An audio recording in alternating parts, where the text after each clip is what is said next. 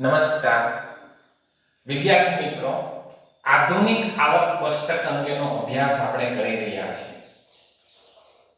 છેલ્લા પીરિયડમાં તમે ભણ્યા હશો કે જુદા જુદા ઘણા બધા વૈજ્ઞાનિકોએ તત્વોની ગોઠવણી માટેના પ્રયત્ન કર્યા હતા. એમાં સૌથી સચોટ કાર્ય કોનું હતું? તો તરત જ તમારા મનમાં નામ આવશે રશિયન વૈજ્ઞાનિક દમિત્રી મેન્ડલિક. મેન્ડલિકે તત્વોના વર્ગીકરણ માટે જે પ્રયત્ન કર્યો છે એ અદ્વિતીય છે. એ સંશોધન માટેનો નવો માર્ગ બતાવનાર છે. કારણ કે મેન્ડલિકે પોતાનું આવક કોષ્ટક વિકસાવ્યું ત્યારે ભવિષ્યમાં શોધાનાર તત્વોની આગાહી કરી હતી. જે તત્વો ભવિષ્યમાં આવવાના હતા એના સ્થાન મેન્ડલિકે પોતાના આવક કોષ્ટકમાં ખાલી રાખ્યા હતા. વિદ્યાર્થી મિત્રો, તમારી ટેક્સ્ટબુકમાં પાના નંબર 74 પર દમિત્રી મેન્ડલિકનો પરિચય આપેલો છે. તો એ વાંચજો તો તમને ખબર પડશે કે મેન્ડલિકે કઈ પદવી મેળવી હતી અને શું કાર્ય કર્યું હતું. વધુમાં વિદ્યાર્થી મિત્રો, આ તો રસાયણ વિજ્ઞાન છે. 118 તત્વોનું વિજ્ઞાન છે. ખબર પડી જાય કે અહીંયા કોઈ તત્વ આવવાનું છે અને એના ગુણધર્મોની પણ જો આગાહી થઈ ગઈ હોય તો આપણા માટે સંશોધનનું કામ સહેલું બની જાય. અને સંશોધનકારો માટે આ માર્ગ સહેલો બનાવનાર વૈજ્ઞાનિક હતો દમિત્રી મેન્ડલિક. એનું કાર્ય કેટલું સચોટ હતું કે ભવિષ્યમાં નિષ્ક્રિય વાયુનો સમૂહ શોધાણો તો એમાં કોઈ પણ ફેરફાર કર્યા વગર, શેમાં ફેરફાર કર્યા વગર? મેન્ડલિકના આવક કોષ્ટકમાં ફેરફાર કર્યા વગર એને 0 સમૂહ કહીને પાછળથી ઉમેરી શકાય. તો હવે આપણે લઈએ આધુનિક આવર્ત નિયમ. આધુનિક આવર્ત નિયમ લેતા પહેલા મેન્ડલિકનો આવર્ત નિયમ શું હતો?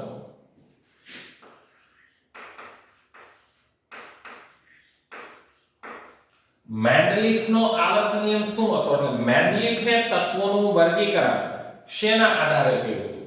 એ જણાવીએ તો તત્વોના ગુણધર્મો,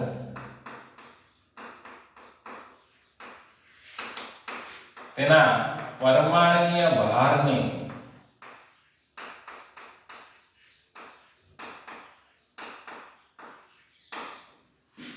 આવર્તનીય છે.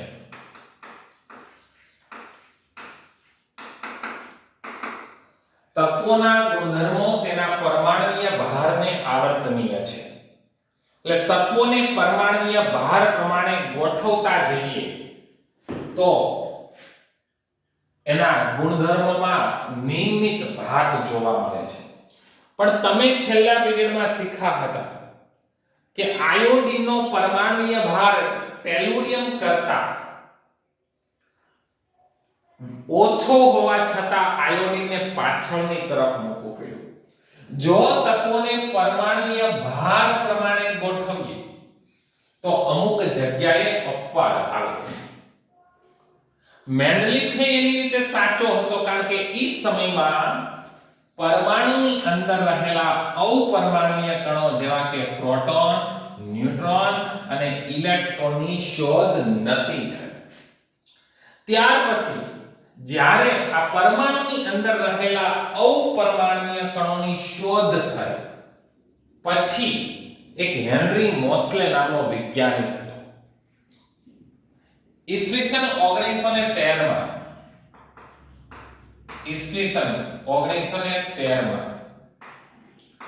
વૈજ્ઞાનિક કયો હતો? હેનરી મોસ્લે.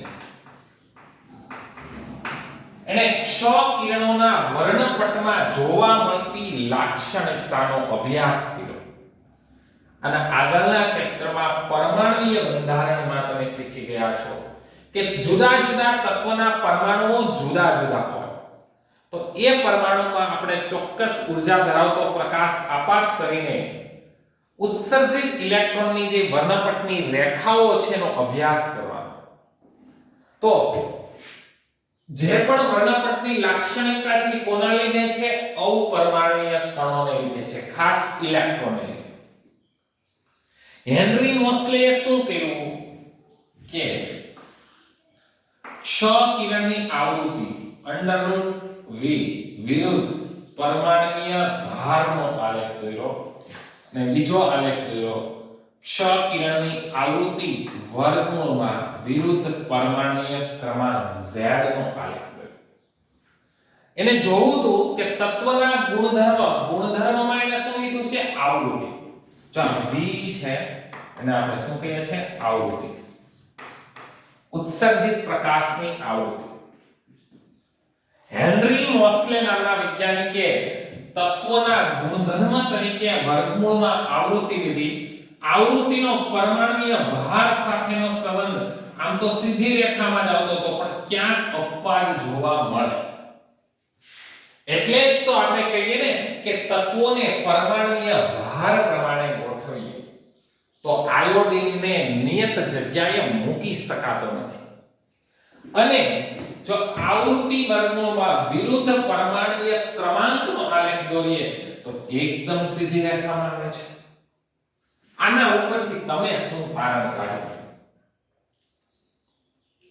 આના ઉપરથી તારણ એવું નીકળે કે આ ગુણધર્મ છે, લાક્ષણિકતા છે કોની? તત્વના પરમાણુ. લાક્ષણિકતાને કોની સાથે સીધો સંબંધ છે? પરમાણ્વીય ક્રમાંક સાથે, પરમાણ્વીય ભાર સાથે સંબંધ છે. પણ એમાં ક્યાં અપવાદ આવી શકે? તો એના આધારે ખબર પડી કે તત્વોના ગુણધર્મો તેના પરમાણ્વીય ભાર છે એની જગ્યાએ પરમાણ્વીય ક્રમાંક શબ્દ લખવામાં આવે તો દરેક તત્વો પોતાની નિયત જગ્યાએ બંધ બેસતા થઈ જાય. તો દરેક તત્વો તેમની નિયત જગ્યાએ બંધ બેસતા થઈ જાય, એમાં ક્યાંય અપવાદ આવશે નહીં. તો હવે લખીએ આપણે આધુનિક આવર્ત નિયમ. શેનો નિયમ લખીએ? આધુનિક આવર્ત નિયમ કે તત્વોના ગુણધર્મો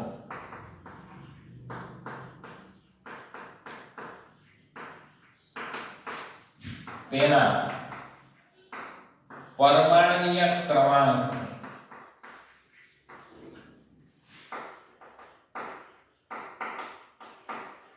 આવર્તનીય છે અથવા તો પરમાણ્વીય ક્રમાંકનું આવર્તનીય વિધેય છે. તત્વોના ગુણધર્મ શેના ઉપર આધાર રાખે છે? પરમાણ્વીય ક્રમાંક પર આધાર રાખે છે. પણ આ ખ્યાલ ક્યારે વિકાસ પામ્યો? જ્યારે પરમાણુની અંદર રહેલા અપરમાણ્વીય કણોની શોધ થયા પછી. આપણે જાણીએ છીએ કે કોઈ પણ તત્વના પરમાણુના કેન્દ્રમાં પ્રોટોનની સંખ્યા એ પરમાણ્વીય ક્રમાંક બતાવે છે, અથવા તો તટસ્થ પરમાણુમાં રહેલા ઇલેક્ટ્રોનની સંખ્યા એ પણ આપણને પરમાણ્વીય ક્રમાંક બતાવે છે. જુદા જુદા સમયે આ આધુનિક આવર્ત કોષ્ટક વિકાસ પામતું ગયું અને પછી આપણે ખબર પડી કે કોઈ પણ તત્વની ઇલેક્ટ્રોન રચના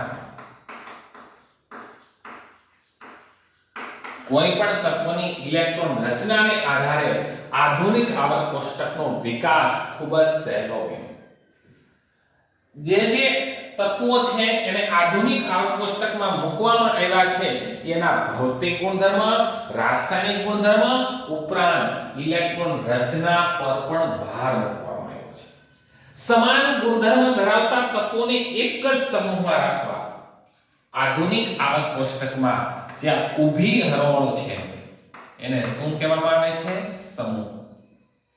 આધુનિક આવર્ત કોષ્ટકમાં જ્યાં ઊભી હરોળ છે એને સમૂહ કહેવામાં આવે છે. આધુનિક આવર્ત કોષ્ટકમાં આવા કુલ 1 થી 18 સમૂહ છે. મેન્ડલિકે પોતાનું આવર્ત કોષ્ટક વિકસાવ્યું હતું ત્યારે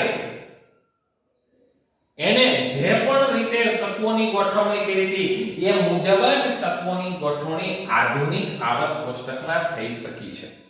જૂની પ્રણાલી મુજબ સમૂહને નામ આમ આપતા હતા 1a 2a થી લઈને રોમન આંકમાં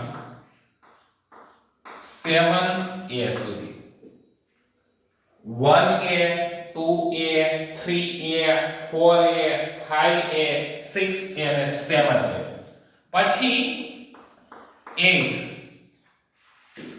એટલે v 1 2 3 આ 8 આના કેટલા સમૂહ હતા 3 1 2 ને 3 જો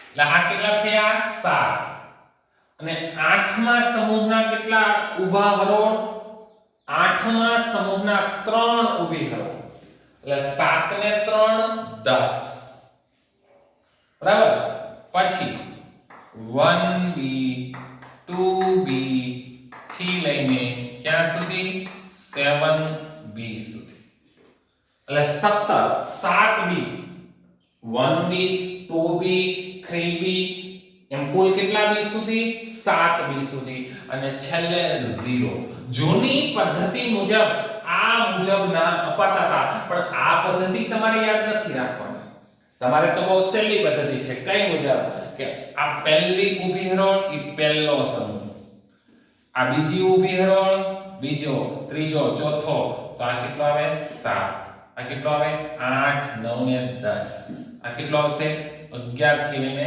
17 સુધી અને 0 સમૂહ છે એ 18 તો આધુનિક આવર્ત કોષ્ટકમાં કુલ કેટલા સમૂહ છે તો તમે કહેશો કુલ 18 સમૂહ છે આધુનિક આવર્ત કોષ્ટકમાં કુલ 18 સમૂહ છે તો જોઈએ હવે આપણે આધુનિક આવર્ત કોષ્ટકનું વર્તમાન સ્વરૂપ તો આપણે વાત કરીએ એમ સમાન ગુણધર્મ ધરાવતા તત્વોને એક જ સમૂહમાં રાખવા એને આપણે સમૂહ કહીએ છીએ એને કુટુંબ કહેવાય એને ફેમિલી કહેવાય એને કુટુંબ કહેવાય એને ફેમિલી કહેવાય આ ખ્યાલ પહેલેથી હતો જ્હોન ડોબરેનર નામનો વૈજ્ઞાનિક છે એને લિથિયમ સોડિયમ અને પોટેશિયમ ત્રણેય તત્વોને એક જ સમૂહમાં રાખ્યા શા માટે એક જ સમૂહમાં રાખ્યા હતા એ ત્રણેયના ગુણધર્મ સમાન હતા હવે આ ત્રણેયની ઇલેક્ટ્રોન રચના જુઓ અને મને જણાવો કે શું સામ્યતા છે તો જો લિથિયમની ઇલેક્ટ્રોન રચના 2 1 સોડિયમની ઇલેક્ટ્રોન રચના 2 8 1 પોટેશિયમની ઇલેક્ટ્રોન રચના 2 8 8 1 આ ત્રણેય તત્વોની બાહ્યતમ કક્ષામાં એક ઇલેક્ટ્રોન છે એટલે એક ઇલેક્ટ્રોન ગુમાવીને આ બધા છે +1 સંયોજનો બને તેવા છે તો સમાન ગુણધર્મ ધરાવતા તત્વો કે જેની બાહ્યતમ કક્ષામાં સમાન સંખ્યામાં ઇલેક્ટ્રોન હોય એ તત્વોને એક જ સમૂહમાં રાખવામાં આવે છે અને કુલ આવા 1 થી લઈને કેટલા સમૂહ છે 18 સમૂહ છે 1 થી 18 સુધીના સમૂહ છે જૂની પદ્ધતિ મુજબ એને રોમન આંક મુજબ નામ આપવામાં આવતા હતા પણ નવી પદ્ધતિ મુજબ આપણે એના નામ કઈ રીતે આપીએ છીએ 1 2 3 એ મુજબ આપીએ છીએ આધુનિક આવર્ત કોષ્ટકમાં જે આડી હરોળ છે એને આપણે આવર્ત કહીએ છીએ આડી હરોળને આવર્ત કહેવામાં આવે છે અને કોઈ પણ આવર્તમાં બરાબર ઇલેક્ટ્રોન રચના તમે જે તે તત્વની લખતા હો તો આવર્ત નંબર કરતા વધુ મુખ્ય ક્વોન્ટમમાં નહીં આવે કઈ રીતના જો સમજાવું છું પહેલી આડી હરોળ પ્રથમ આવર્ત બીજી આડી હરોળ ત્રીજી આડી હરોળ ચોથી આડી હરોળ પાંચમી આડી હરોળ છઠ્ઠી આડી હરોળ અને સાતમી આડી હરોળ ઇલેક્ટ્રોન રચના શીખતા પહેલા આપણે જોઈ લઈએ તત્વોની સંખ્યા પહેલા આવર્તમાં કુલ તત્વોની સંખ્યા 2 બીજા અને ત્રીજા આવર્તમાં તત્વોની સંખ્યા 8 ચોથા અને પાંચમા આવર્તમાં તત્વોની સંખ્યા 18 છઠ્ઠા અને સાતમા આવર્તમાં તત્વોની સંખ્યા 32 સાતમું આવર્ત છે એમાં 32 તત્વો છે તમારી ટેક્સ્ટ બુકમાં એવું લખેલું આવશે કે સાતમો આવર્ત છે અપૂર્ણ છે, પણ અત્યારે આપણે કહીએ છીએ કે ભરાઈ ગયો છે. જે 113, 115, 117 ને 118 નંબરના તત્વો પણ શોધાઈ ગયા છે, ના નામ પણ અપાઈ ગયા છે. આજના પીરિયડમાં જ આપણે શીખવાના છે. તો જો આ પ્રથમ આડી હરોળ છે, એને આપણે નામ શું આપશું? બરાબર, અતિ લઘુ આવર્ત. લઘુ એટલે નાનું. પહેલા આવર્તમાં તત્વોની સંખ્યા 2 જ છે. બીજા આવર્તમાં પ્રથમ લઘુ આવર્ત. લઘુ એટલે નાનું. આ 8 છે એટલે દ્વિતીય લઘુ આવર્ત. આવર્ત એટલે શું થશે? આડી હરોળ. આવર્ત એટલે શું થશે વિદ્યાર્થી મિત્રો? આડી હરોળ.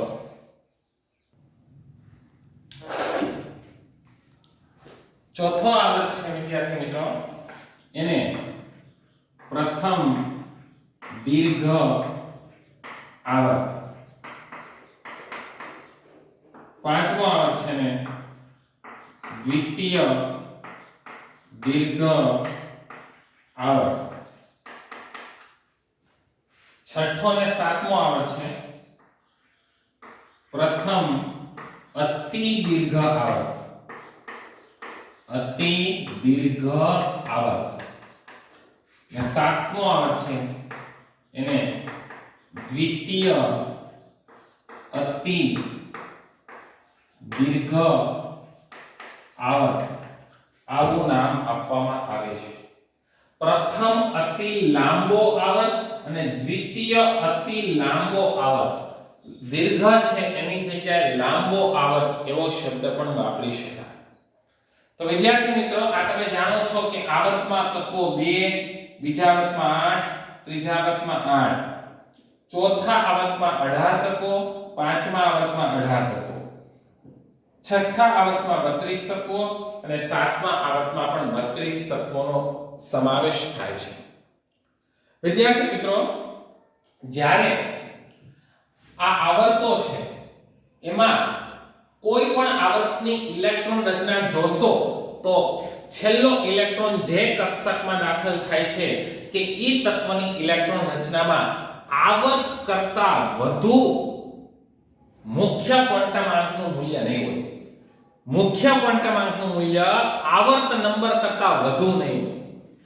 ઉદાહરણ તરીકે પહેલા આવર્તમાં હાઇડ્રોજન છે, એની ઇલેક્ટ્રોન રચના 1s2 અને હિલિયમ છે એની 1s2.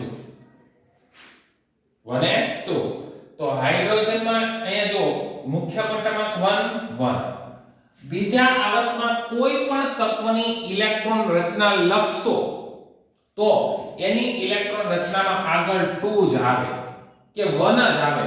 આવર્ત નંબર કરતા વધુ મુખ્ય ક્વોન્ટમ આંકનું મૂલ્ય ઇલેક્ટ્રોન રચનામાં આવે નહીં. મારો બીજા આવર્તમાં હું લખું છું લિથિયમની ઇલેક્ટ્રોન રચના 1s2 2s1 તો જો 2 જ રહ્યું. ત્રીજા આવર્તના તત્વોની ઇલેક્ટ્રોન રચના લખો તો એમાં વધારેમાં વધારે મુખ્ય ક્વોન્ટમ આંકનું મૂલ્ય 3 આવે.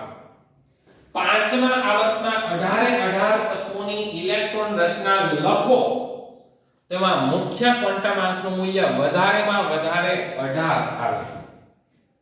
વધારેમાં વધારે 5 આવે.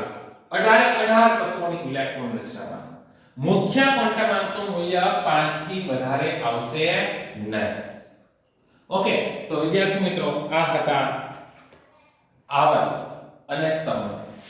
હવે મેન્ડલિફે કરેલી આગાહી ને આધારે અને પ્રયોગશાળામાં ઉપલબ્ધ આધુનિક સાધનોને આધારે તત્વોની સંખ્યા વધતી ગઈ.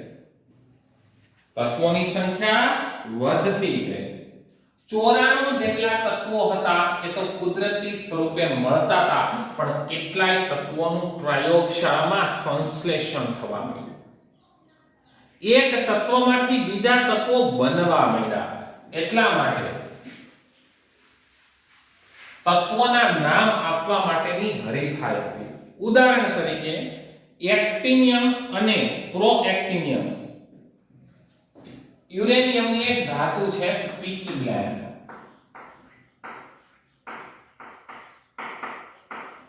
પિચબ્લેન્ડમાંથી જેમ આપણને યુરેનિયમ મળે છે, આ યુરેનિયમ શું છે?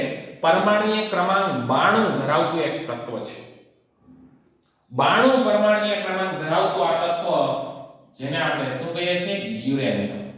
એ પિચબ્લેન્ડમાંથી મેળવવામાં આવે છે. એવી જ રીતે બરાબર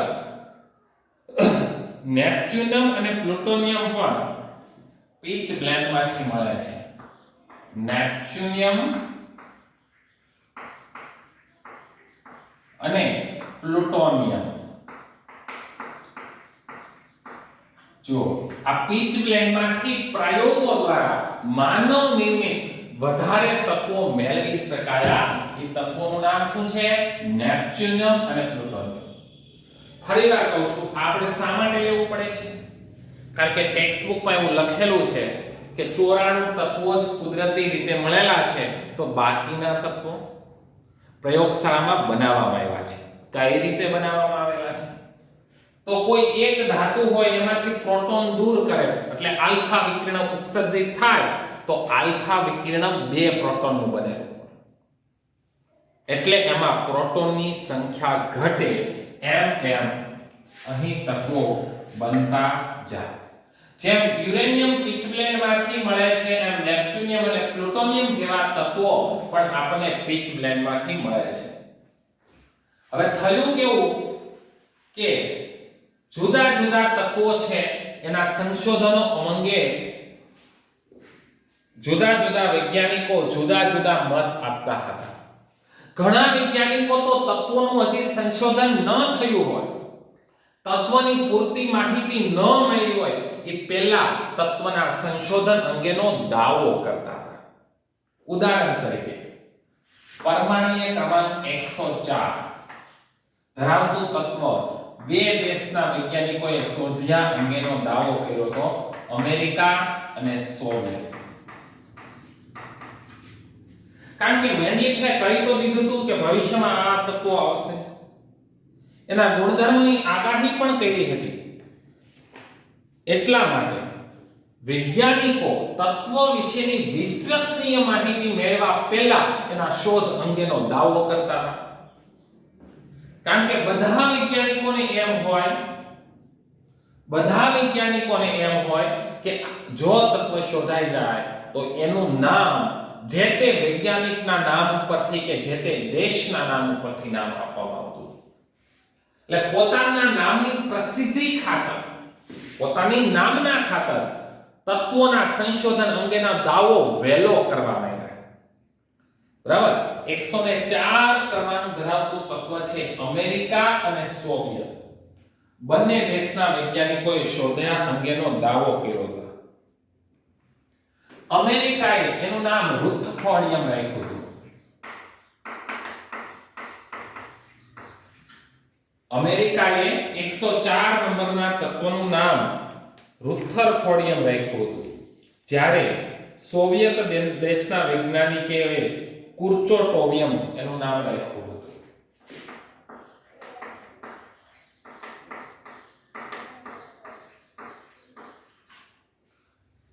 નામ કેવા છે? રુથરફોર્ડ વૈજ્ઞાનિકના નામ પરથી રુથરફોર્ડિયમ છે. વિચાર કરો, આ સંશોધનો છે અમેરિકા, રશિયન અને જર્મન દેશના વૈજ્ઞાનિકોએ કર્યા છે, એટલે આપણને નામ થોડા વિચિત્ર લાગે છે. આ સંશોધનો આપણા મલકમાં થયા હોત તો તત્વોના નામ કેવા આવત? વિચારો. ભૂરા બાપાન, દુદા બાપાન, લીલાભાઈ, મંજીભાઈ, કાનજીભાઈ, તો ઓલા અમેરિકા વાળા બઠ્ઠા પડી જાય કે આ શું તત્વો છે કે શું છે. ઓકે, તો હવે આપણે જોઈએ. એટલે શું કહ્યું કે 100 થી વધારે પરમાણુય ક્રમાંક વાળા જે તત્વો હતા એના હંગામી નામ આપી દેવાના. પછી જ્યારે સંશોધન થાય ત્યારે એનું કાયમી નામ આપવામાં આવે. તો હવે આપણે ભણીએ 100 કરતા વધુ પરમાણુય ક્રમાંક. Z is greater than 100. પરમાણ્વીય ક્રમાંક 100 થી વધુ હોય તેવા તત્વોનું નામકરણ.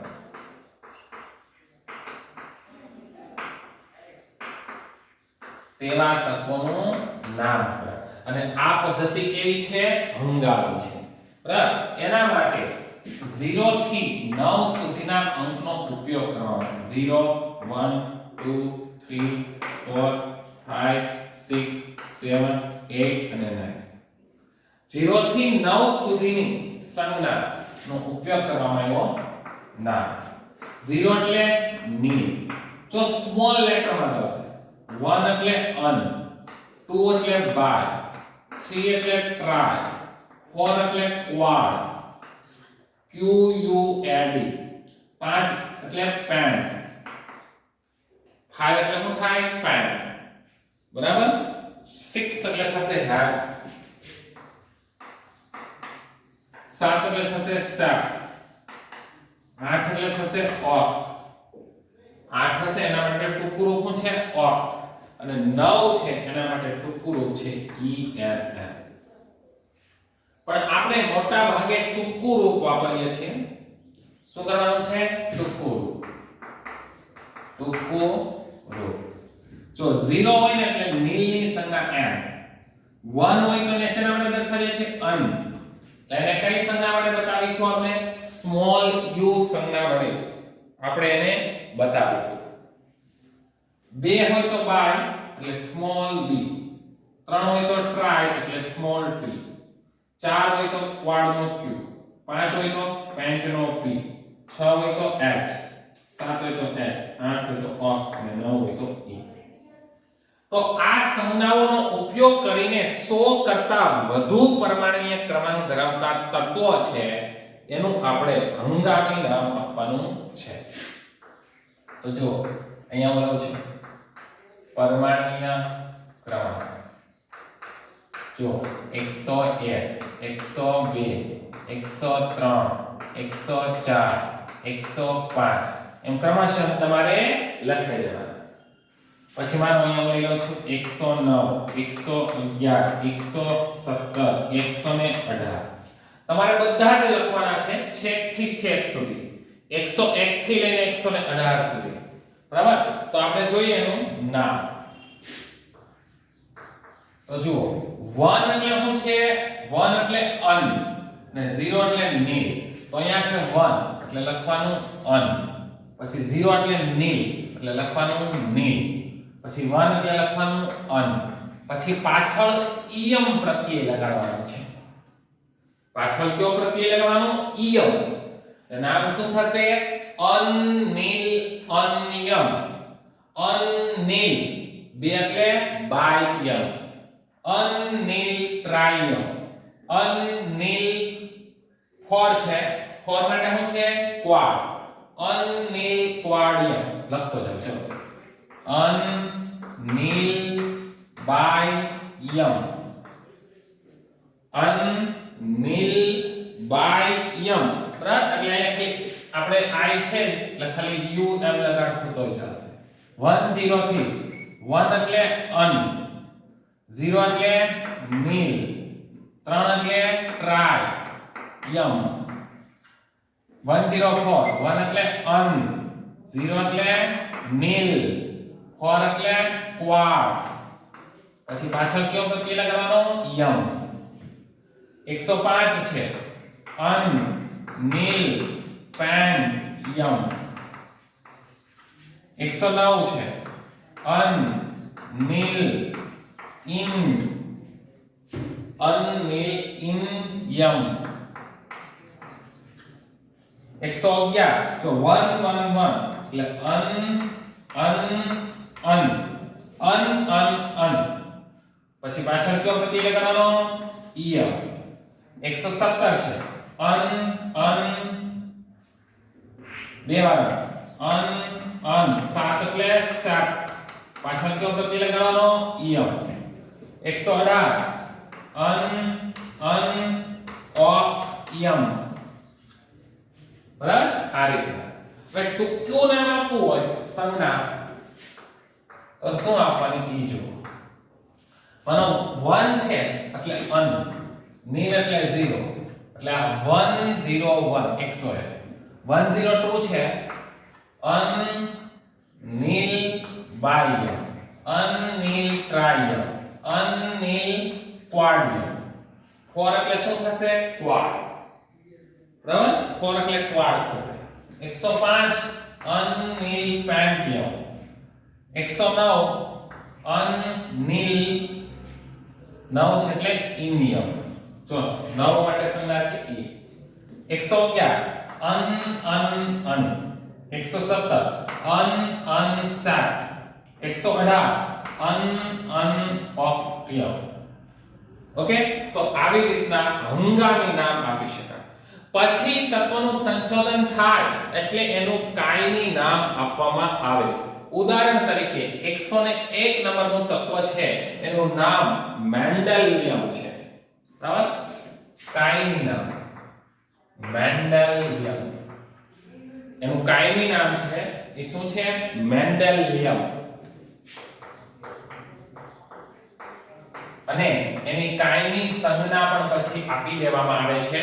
એની કાયમી સંજ્ઞા છે MD. જો કેપિટલ M સ્મોલ d. તત્વોના સંજ્ઞાના નામકરણમાં કેપિટલ અને સ્મોલ લેટર ખાસ મહત્વના છે. જ્યાં કેપિટલ આવે ત્યાં કેપિટલ લખવાનું અને જ્યાં સ્મોલ આવે ત્યાં સ્મોલ લખવાનું.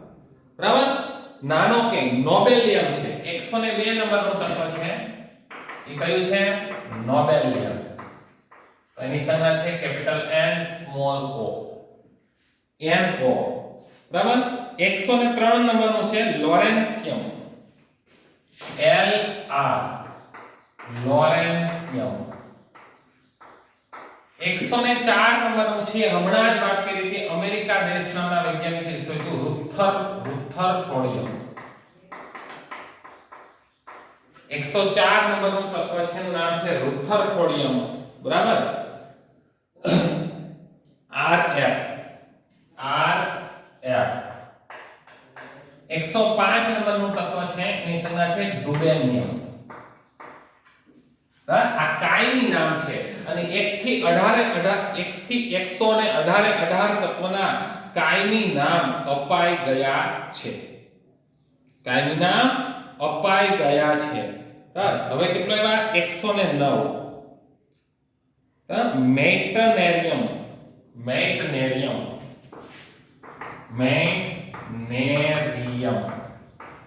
Capital M T. ઉદાહરણ તરીકે વિદ્યાર્થી મિત્રો હું તમને જણાવું તો હમણાં જ શોધાયેલા તત્વો છે. બરાબર? હમણાં જ શોધાયેલા તત્વો 113 115 117 અને 118 એનું નામકરણ પણ થઈ ગયું છે. તમારી પાસે જો જૂની ટેક્સ્ટબુક હશે તો આ ચાર તત્વોના નામ નહીં હોય, પણ નવી ટેક્સ્ટબુક હશે તો આ ચારેય તત્વોના નામકરણ થઈ ગયા છે. માની લો 118 છે helium, neon, argon, krypton, xenon, radon અને ઓર્ગાનસ. OG સંજ્ઞા છે. નિહોરિયમ, મોસ્કોવિયમ, ટેનેસાઇન, ક્લોરીન, બ્રોમિન, આર્ગોન. બરાબર? જો 113 નંબર નિહોરિયમ, 115 નંબર મોસ્કોવિયમ, બરાબર? 117 નંબર ટેનેસાઇન, 118 નંબર ઓર્ગાનેસોન જેવું નામકરણ આપી દેવામાં આવ્યું છે. એટલે આ 1 થી ને 113 નિહોરિયમ, 115 મોસ્કોવિયમ, 117 ટેનેસાઇન અને 118 ઓર્ગાનેસોન તમારી ટેક્સ્ટબુકમાં આ નામકરણ આપેલું છે. તો વિદ્યાર્થી મિત્રો તમારી ટેક્સ્ટબુકને બરાબર જોવાની છે. એમાં 1 થી ને 101 થી 118 સુધીના તત્વોના કાયમી નામ પણ આપેલા છે. તો એ કાયમી નામ છે એ પણ તમારે યાદ રાખવાનો પ્રયત્ન કરવાનો છે. હમણાં 12મા ધોરણની અંદર તમારે આ બધા જ તત્વોના કાયમી નામ પણ આવશે. તો હવે જે તમારી ટેક્સ્ટબુકમાં પાના નંબર 76 ઉપર જુઓ. પાના નંબર 76 ઉપર તમને આધુનિક આવક કોષ્ટક આપ્યું છે. એ આધુનિક આવક કોષ્ટક આખું તમારે બનાવવાનું છે. કોરા પેજમાં, પ્લેન પેજમાં એ આખી શીટ લેવાની અને તમારી ઘરે તૈયાર કરવાનું, જેથી તમને ખબર પડશે કે આધુનિક આવક કોષ્ટક કેવું છે. આધુનિક આવક કોષ્ટકનો અભ્યાસ ક્યારે સરળ બને? જ્યારે આધુનિક આવક કોષ્ટક તમારી સામે હોય. તો હવે પછીનો અભ્યાસ કરતી વખતે દરેક વખતે તમારી સામે આધુનિક આવક કોષ્ટક હોવું જોઈએ, અને એ આધુનિક આવક કોષ્ટક સામે રાખીને જો અભ્યાસ કરશો તો તમને વધુ સમજ પડશે. ટેક્સ્ટ બુકના પાના નંબર 76 ઉપર આપેલું આધુનિક આવક કોષ્ટક સમગ્ર રીતે અભ્યાસ કરવાનો છે, જોવાનું છે કેટલી ઊભી હરોળ છે, કેટલી આડી હરોળ છે, ક્યાંથી આડી હરોળ શરૂ થાય છે અને ક્યાંથી પૂરી થાય છે, એ ખાસ જોવાનું છે. આવતા પીરિયડમાં આપણે આધુનિક આવક કોષ્ટકના વિસ્તૃત સ્વરૂપનો અભ્યાસ આપણે કરીશું.